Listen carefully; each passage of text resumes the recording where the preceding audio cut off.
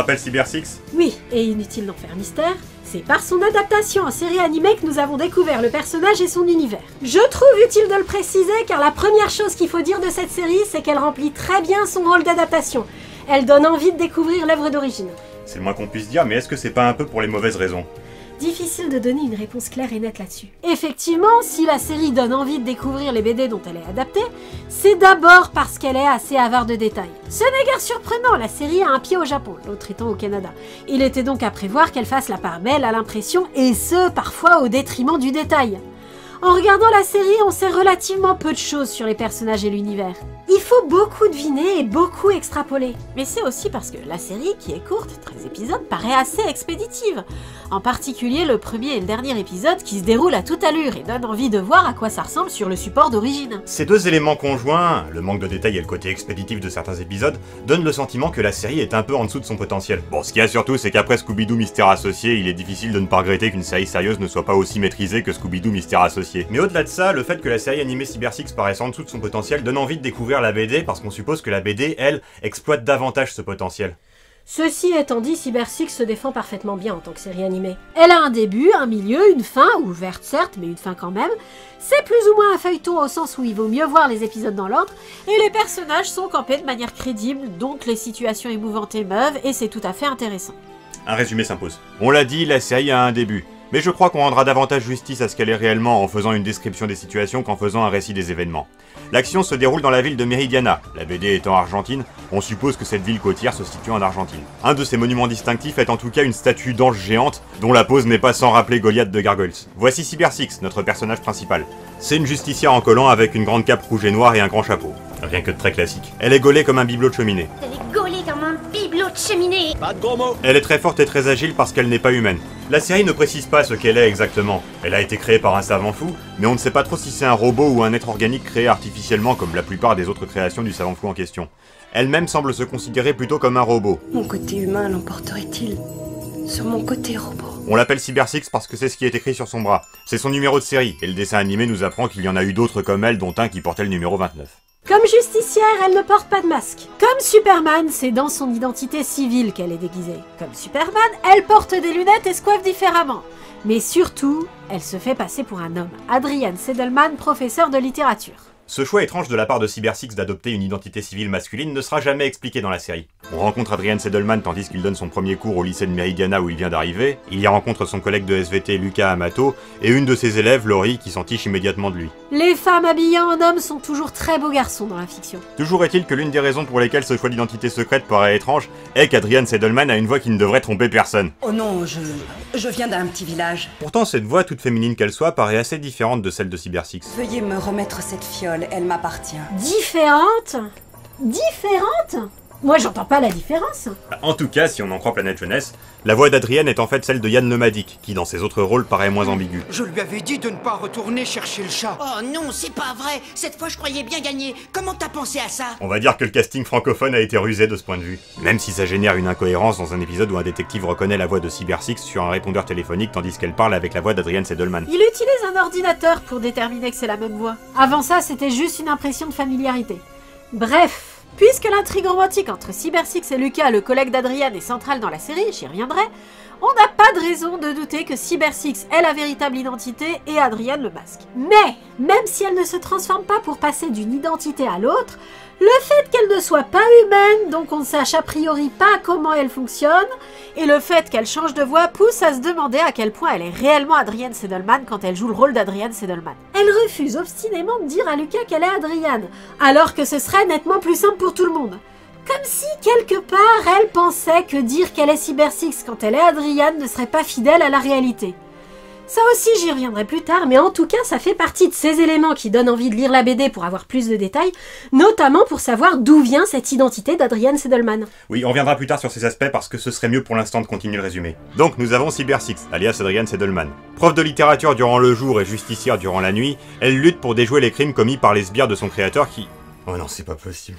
Quoi? Mais enfin, c'est Doofenshmirtz. Ah, péril Ornithorynque, c'est ce qui s'appelle une visite surprise, hein. Et par surprise, j'entends parfaitement prévisible. Bon, ce gars, qu'on prendrait beaucoup plus au sérieux s'il ne ressemblait pas autant à Doofenshmirtz, s'appelle Von Richter. J'étais là avant vous, Von Richter. Non, pas Von Richter, Von Richter. Dans la série, il prononce Von Richter, mais c'est Von Richter. Richter, ma gueule. Ouais, Richter.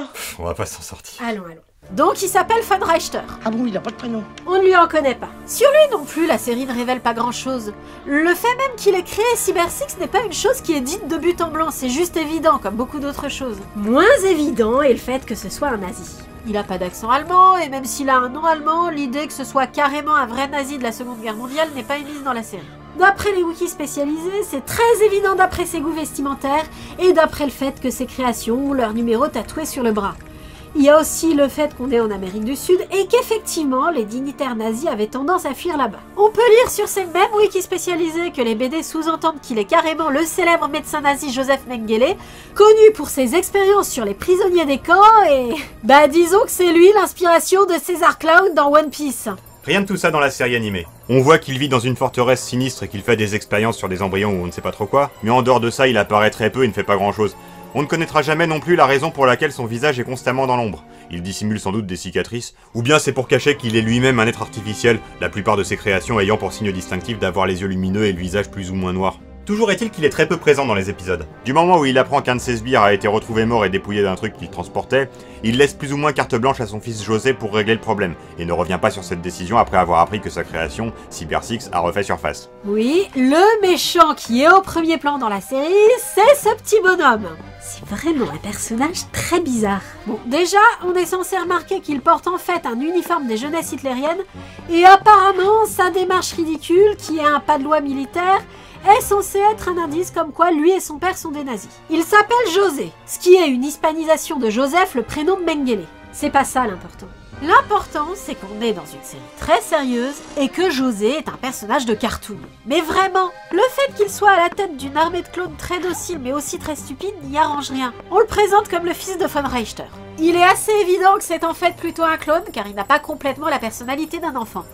Pas complètement la personnalité d'un adulte non plus, ce qui contribue à lui donner cet air cartoonesque.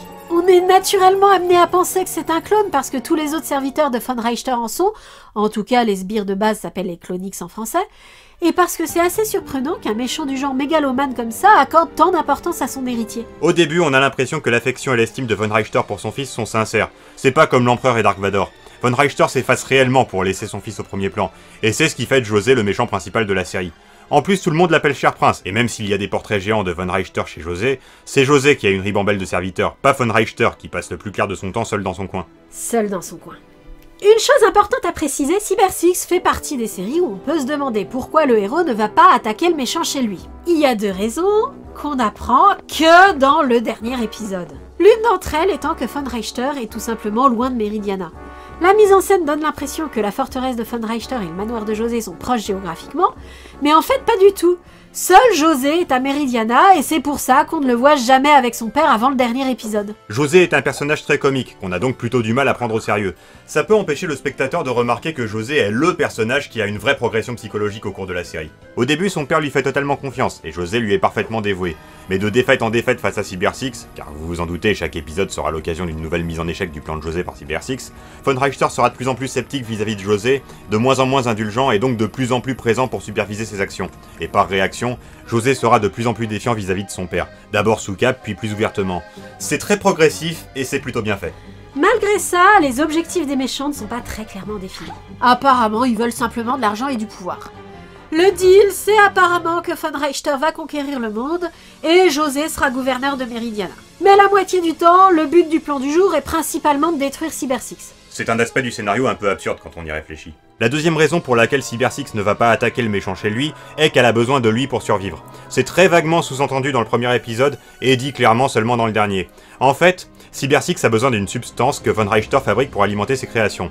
Quand Cyber Six met un Clonix KO, celui-ci se désagrège et laisse derrière lui une fiole contenant ce liquide. Ça se produit dans le premier épisode, puis plus du tout jusqu'au dernier et on ne peut que supposer que Cyber Six récupère ses fioles hors cadre lors de ses incartades nocturnes avec les Clonix. On ne sait pas vraiment si elle a besoin de cette substance pour s'alimenter ou pour se réparer quand elle est blessée, mais en tout cas ce serait embêtant pour elle si elle n'en avait plus. En lui envoyant ses sbires, Von Richter lui permet donc de ne pas mourir de faim. Les éléments cartoonesques et les aspects évasifs de la série posent la question de son public cible. On peut lire sur les wikis que les aspects les plus matures de la BD ont été édulcorés dans le dessin animé, mais d'une part, la série ne donne pas spécialement l'impression d'être frileuse sur la violence, même s'il n'y a pas de sang, et d'autre part, en français, les personnages parlent argot. Et toi, la grognasse, t'as rien à dire pendant qu'on y est? Quand c'est pas carrément des gros mots. Pétasse. Pas de gros mots. Ça s'adresserait donc plus à un public d'ados, et on n'a pas de mal à y croire parce que ce sur quoi la série a tendance à se focaliser intéresse probablement plus les ados que les enfants. Oui, la chanson du générique trahit le secret que les images essayent de garder. Cyber Six n'est pas tellement une série d'action. L'ambiance musicale des épisodes, qui reprend d'ailleurs souvent les notes du refrain du générique, rend cet état de fait très clair dès le premier épisode. Certes, il y a de la bagarre, il y a des monstres, il y a du danger et il y a de l'héroïsme, on n'est pas non plus dans Max et compagnie où les éléments surnaturels sont totalement subordonnés à l'intrigue romantique, mais ce qui est intéressant dans la série, ce sur quoi l'accent est mis, c'est la psychologie des personnages et la mise en scène de leurs émotions. En particulier au travers d'une partie sitcom sur la romance entre Cyber Six et Lucas, le collègue d'Adrian. On avait dit qu'on y reviendrait. Oui. Lucas est follement amoureux de Cyber Six et Cyber Six est aussi follement amoureuse de Lucas. Bon, faut raconter un peu. Cyber Six rencontre Lucas alors qu'elle est Adrian Sedelman. Lucas, qui a fait de la boxe dans sa prime jeunesse, sauve Adrian d'une bande de délinquants et se lie d'amitié avec lui.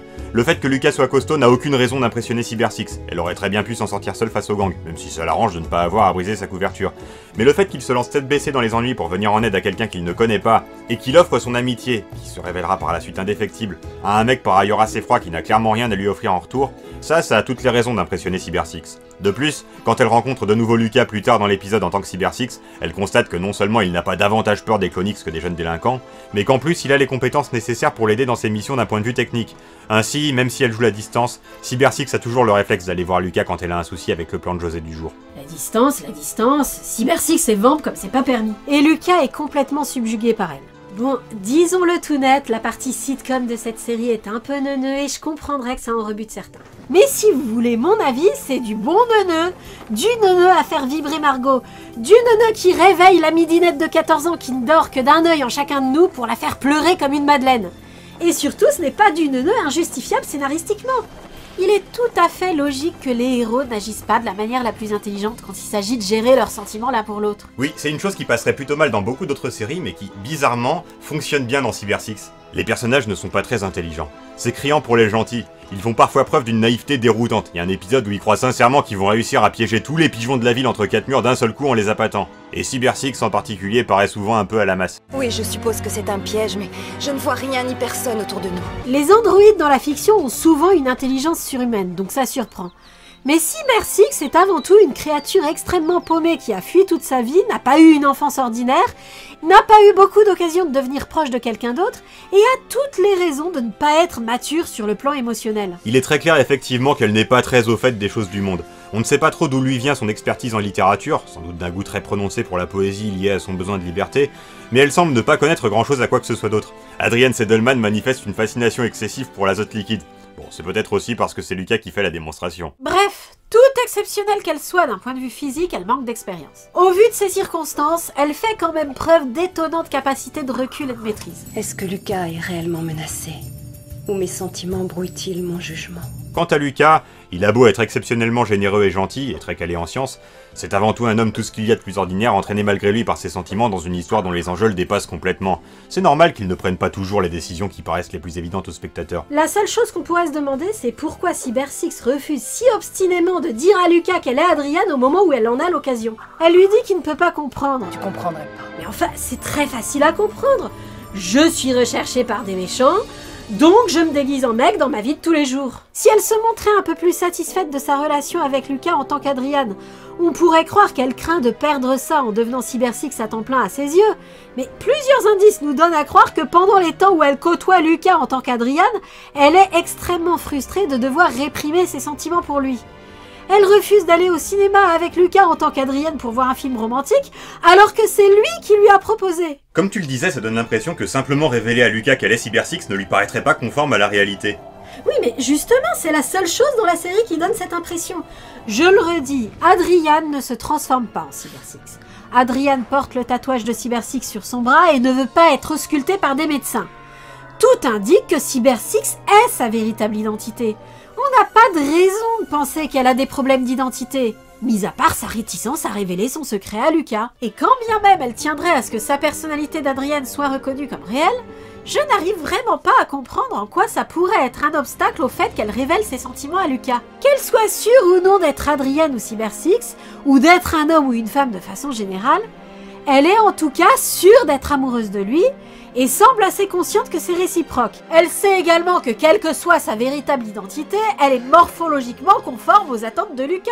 Cette histoire me fait penser à un truc de l'Assassin Royal, la série de romans de Robin Hobb. L'un des personnages les plus importants, qu'on va appeler le fou parce qu'on le rencontre en tant que fou du roi, entretient une relation de plus en plus fusionnelle avec le héros et narrateur, Fitz. Il est assez évident pour le lecteur que les sentiments que le fou a pour le héros sont d'ordre romantique, au moins à un certain degré. Le fou lui-même s'en défend, mais avec un argumentaire un peu bizarre, qui repose sur l'idée que lui et Fitz ne sont pas vraiment de la même espèce et qu'une romance dans ces conditions s'apparenterait à de la zoophilie. La comparaison a du sens dans le contexte. Fitz, lui, qui a une mentalité un peu basique, est très attaché au fou mais rejette l'idée d'une romance entre eux parce qu'ils sont du même sexe.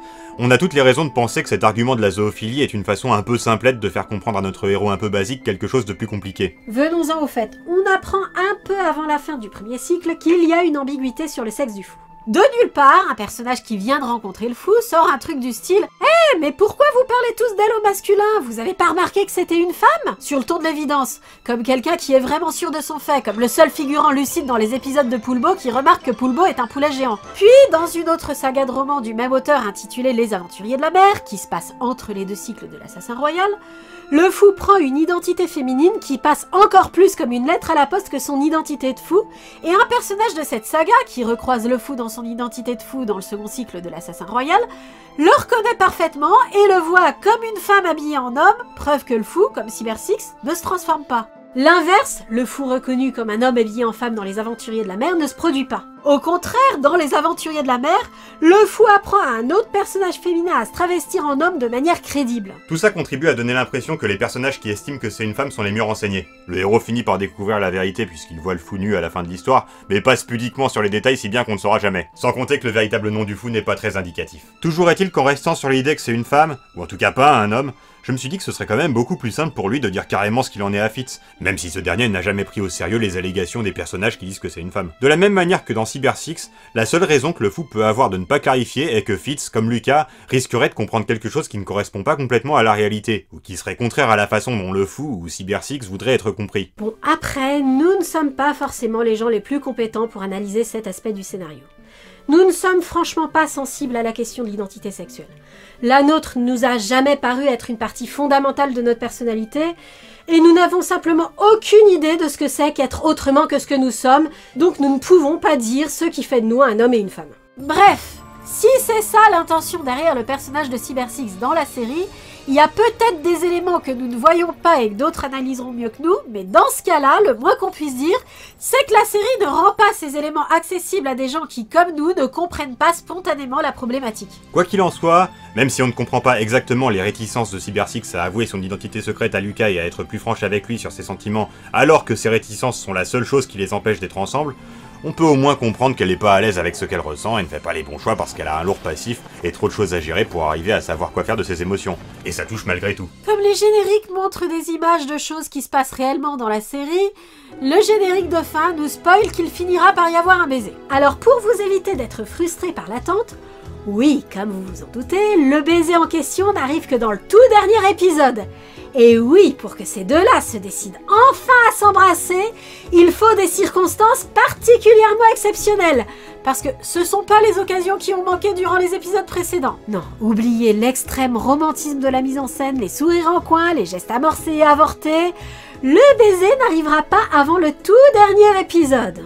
Maintenant que vous êtes prévenus, vous pourrez frémir en toute sérénité chaque fois que la tension amoureuse se fait sentir. De toute façon, la série nous fait patienter jusqu'à ce dernier épisode avec des intrigues impliquant les autres personnages secondaires. Car même si l'intrigue romantique est finalement l'élément central de la série, elle n'est pas au premier plan dans tous les épisodes, et il y a d'autres personnages qui évoluent indépendamment de cette intrigue romantique.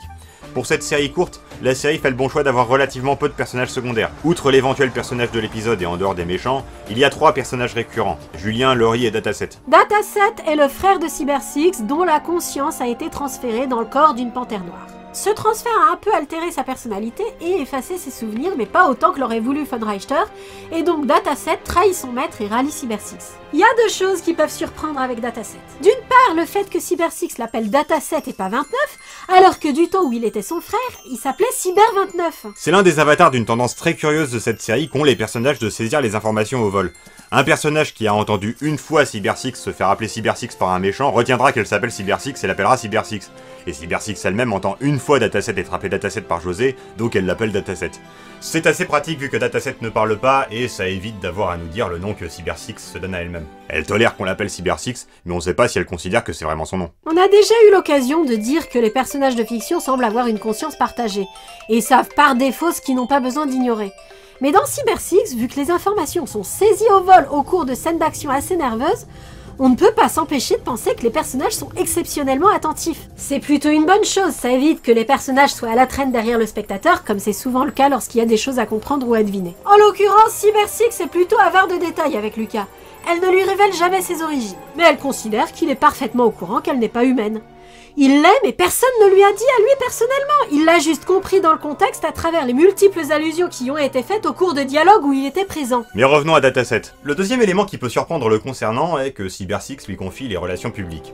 Il est assez fréquent qu'il faille décider qui poursuit les méchants et qui protège les civils. Et bah Cyber Six choisit toujours d'aller poursuivre les méchants et de confier la protection des civils à Dataset, qui ne peut pas parler et n'est pas très avenant. Elle n'a pas l'air très à l'aise avec les gens. Elle l'est beaucoup plus avec les autres créations de Von Richter qu'elle semble considérer comme ses frères et sœurs. Y compris José, qu'elle traite avec beaucoup plus de familiarité que Von Richter. Dataset est introduit dans le deuxième épisode, en même temps qu'un autre personnage qui devient récurrent, Julien. C'est un gamin des rues qui vole des portefeuilles pour un gang. Au début de l'épisode, il vole celui d'Adrian, qui le rattrape facilement avec ses super pouvoirs, mais décide de lui laisser le portefeuille. Ému par le geste, et aussi apparemment par une photo qu'il a trouvée dans le portefeuille d'Adrian, Julien choisit pourtant de le lui rendre et de revenir sur le droit chemin. Ça déplaît au reste de son gang, qui de plus est tombé sous le contrôle de José au cours de la journée.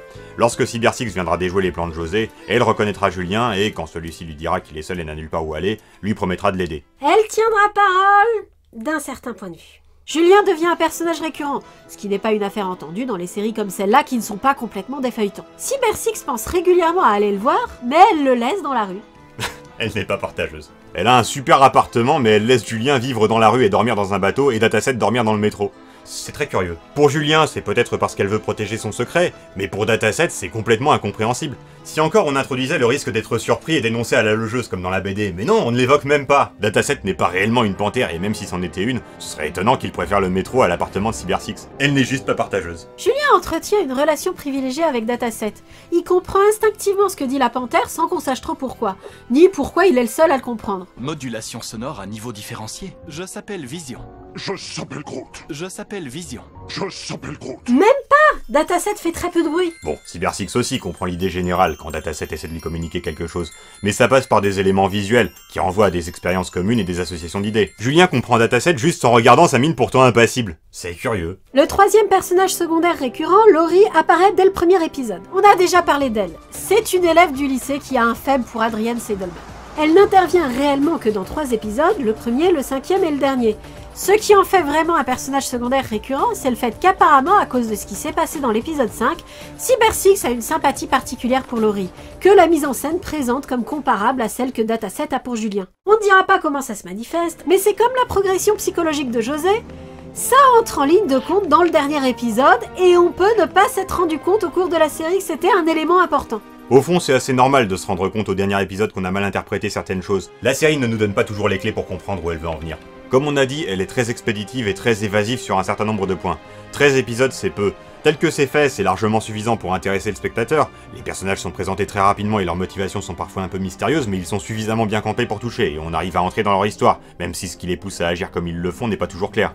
Mais le caractère implicite d'à peu près tout frustre. Encore une fois, une série comme Scooby-Doo Mystère Associé prend davantage le temps pour raconter le genre de choses que Cyber Six raconte. Et on se dit qu'un rythme comme celui de Mystère Associé aurait bien convenu à Cyber Six. Du coup, on en revient là. On a envie d'aller lire les BD pour voir si ce qui était implicite dans la série est plus clair et moins rushé dans l'œuvre d'origine. Est-ce que c'est le cas? Alors, oui et non. La BD expose clairement l'origine de Cyber Six, mais les auteurs ne font pas la différence entre être humain génétiquement modifié et robot, donc l'ambiguïté sur la nature de Cyber Six est aussi présente dans la BD mais pour des raisons différentes. La BD est plus claire sur les problèmes d'identité de l'héroïne. En fait, elle n'est ni Adrian Sedelman ni Cyber Six.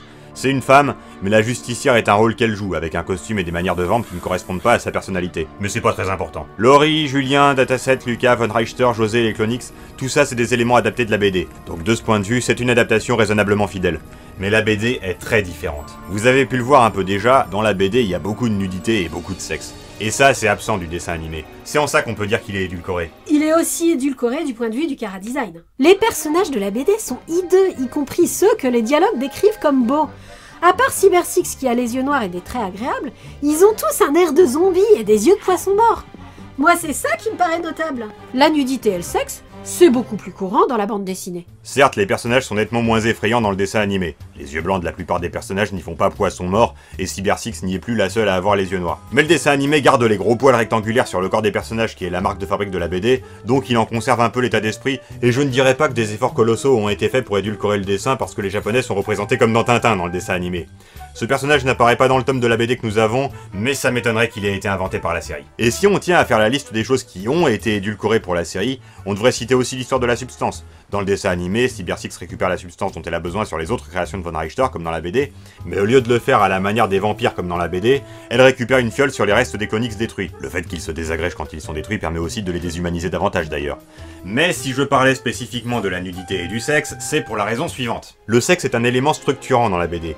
Le concept de désir sexuel y joue un rôle très important à de nombreux points de vue dans l'intrigue amoureuse entre Cyber Six et Lucas, et si on y réfléchit bien, on ne pouvait pas adapter ça tel quel sans parler de sexe. Les séries animées, plus qu'une adaptation, est donc une réinterprétation de cet univers, de ces personnages et de l'intrigue de la BD. La série animée est une réinterprétation, mais je serais moins catégorique que toi sur le fait qu'on n'aurait pas pu adapter cette intrigue-là en retirant le sexe. La même histoire pouvait être racontée avec une imagerie et des dialogues moins explicites. Le concept de désir sexuel est quand même facilement remplaçable par le concept de désir romantique, quoi qu'on en pense.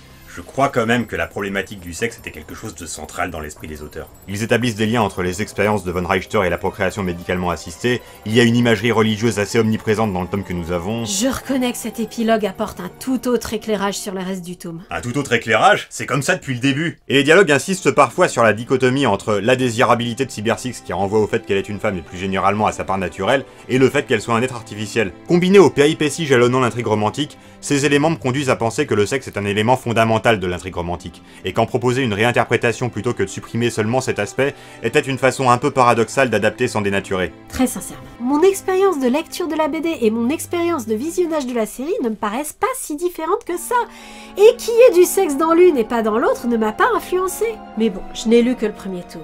Il paraît que ça devient plus malaisant par la suite. N'empêche que tu devrais envisager que tu attaches beaucoup d'importance à cet aspect des choses à cause de ton aversion pour ces choses-là. C'est loin d'être le seul changement fait par la série. La structure de type monstre du jour est également un ajustement fait par le dessin animé.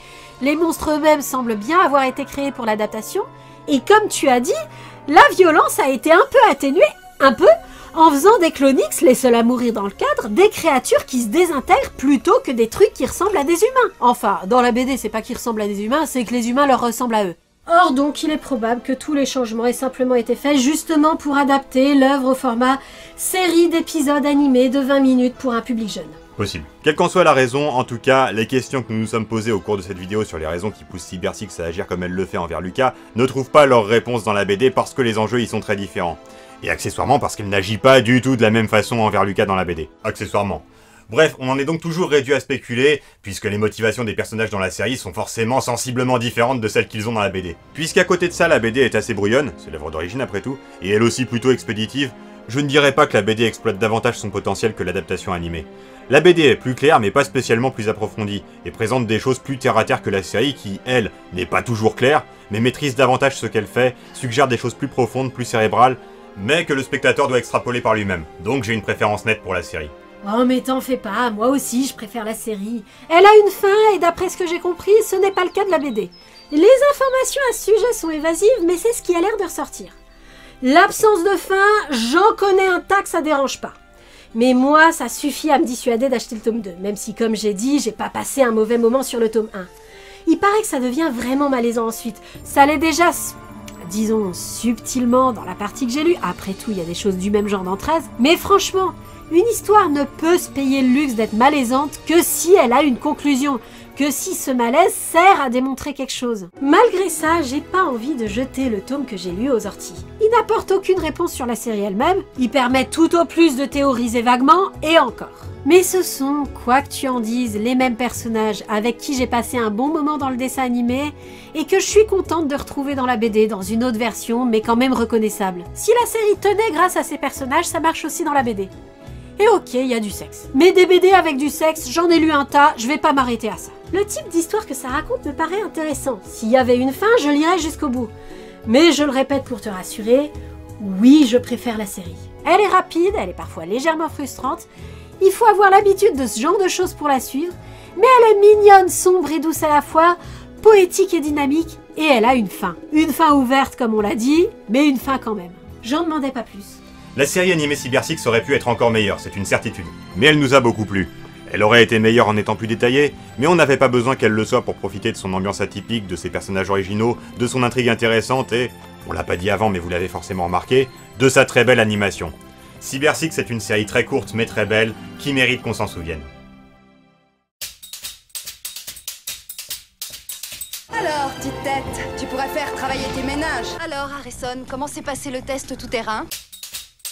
Combien de fois devrais-je le dire? Je ne veux pas ce genre de gadget en classe. Les méga killers commencent à avoir pas mal de supporters. Ce n'est plus de votre âge de courir, surtout après avoir passé une nuit entière à travailler.